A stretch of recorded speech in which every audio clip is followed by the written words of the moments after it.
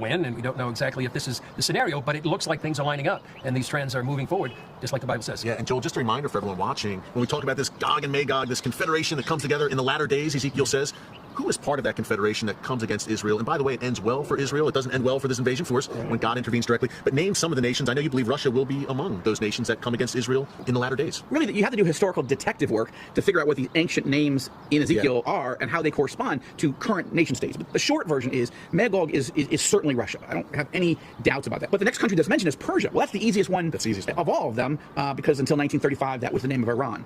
Gomer is an ancient name for the people that we now call Turkey.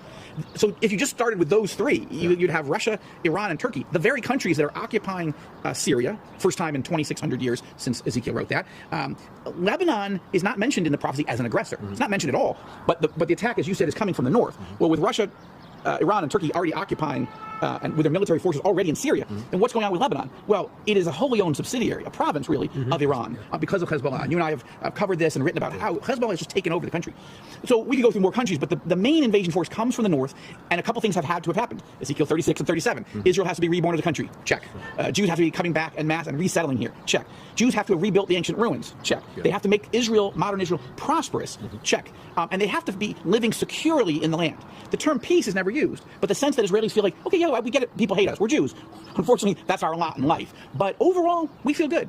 And that's where Israelis feel right now. Most Christians don't have any idea really about this prophecy and how things are really coming together in ways we've never seen ever in history. And one thing that, but people, I think a lot of viewers would remember Luke 21, Matthew 24, the time when Jesus talked about the end of the age, and he talked about it right over there on the Mount of Olives when his disciples came to him, where he talked about wars, rumors of wars, pestilence, famines, earthquakes in various places, and that we see in evidence all over the world. The pestilence alone. I mean, we're living through the worst disease, worst plague, pandemic in the last 100 years. If this is not a birth pang, prophetically, I wouldn't know what a birth pang would look like. Thanks again to my good friends Joel Rosenberg and Chris Mitchell for those great prophetic insights. Much